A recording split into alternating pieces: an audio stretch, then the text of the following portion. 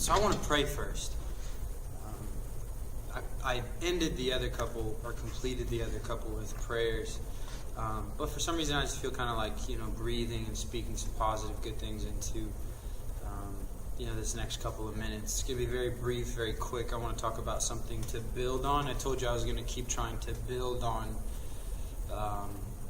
everything practically. I started with a good foundation that kind of got some really good, if you look at the videos, some good viewpoints that I have as to how I feel. And so I want to continue to build on that. And then, And so first off, I hope all of you are doing well. I know that I probably created some division among some of you at this point, because some of you are gray. I know I keep seeing a lot of people walking around now and they're wearing gray.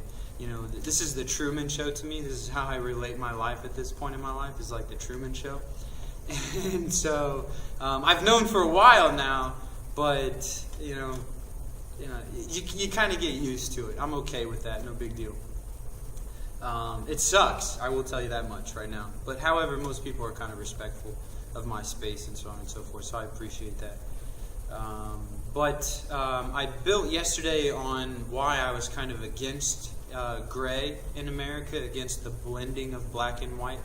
And in this exact same auditorium, I elaborated so much more than I had in the video on why that was. But I really kind of wanted to crunch it together and really focus on what I was doing and take what I had kind of said in here and then realistically put it in a video and really kind of speak about it. But today I wanted to talk about black and white. So obviously if I'm against a blended America of black people and white people trying to, and I call this Band-Aid, trying to put Band-Aids on the problems. Since some people are for that, for whatever reason that may be, I think that it's good to kind of get into the next area. So this one's going to be a little rough for some people, but I think at the same time it's going to take a lot of wool away from people's eyes and kind of give you a good understanding. So I just hope and I breathe that while you sit here and you listen to this or you walk around or whatever it is, that you can just open up your mind for a couple of seconds, a couple of moments, and really just kind of think about what's being said, and then really internalize and process how you think and how you feel and how you believe about this. Eventually, I think I will have that's all for the prayer. But eventually, I think what I'll have is, probably maybe like once a week, I would like to kind of speak out in the open about some things, and so I'm going to have maybe tomorrow, or maybe next week on Monday or Tuesday.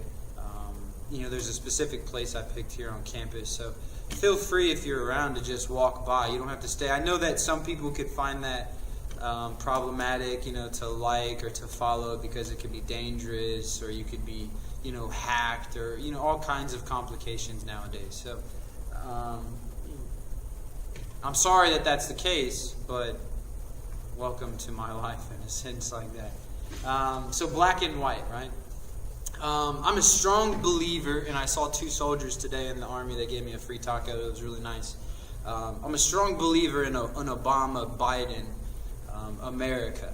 That doesn't mean it's going to work. I don't want to legitimately lay this foundation saying that this is exactly how it's supposed to be, and this is my opinion, and this is a prophecy, and this is the facts, and this is the truth. That's not what I'm saying. I mean, there's a lot of people that could sit down here in this chair at any time if we ever make it there. Right now, God is sitting there kind of overseeing me. At least that's how I look at it in my mind. And so he probably would be like, Andrew, Abraham Lincoln got shot in the back of the head for a black and white America back in the 1870s, 60s, 70s, 80s, 90s, somewhere in that era, those 40 years. I don't remember exactly. I'm pretty sure it's the 60s, but the 1860s is when the Republicans and Lincoln became the forebear of the Republicans. And so you can easily say that that's been plenty enough time, almost 200, not almost 200 years, but at least 100 years, or over 100 years. And so there's a heavy foundation that I've legitimately thought about and felt and believed is right in this one, when it realistically comes to a black and white America started equally and fairly back when Lincoln became president and then eventually died. And then from there, throughout our whole foundation in this book that I'm writing, I talk a little bit about the Great Migration, industrialization, and kind of how black and white people in America really at one point, although it was difficult, they really did kind of get along after Lincoln had passed away and the Civil War was over. The Great Migration led into that, and the Industrial Revolution, and some of these things like that. There was still Jim Crow, and there was still huge infractions upon civil rights of black people and other minorities in America. But there was a time in America's history to where you could realistically say, to some extent, black people and white people were getting along much better than maybe even today in some areas of our country. And so especially now, I think, with Donald Trump as being our president and being an outwardly racist human being. So I definitely believe 100% in Obama Biden, and I want to use my own life and my little girl's mother's life to try to help you kind of understand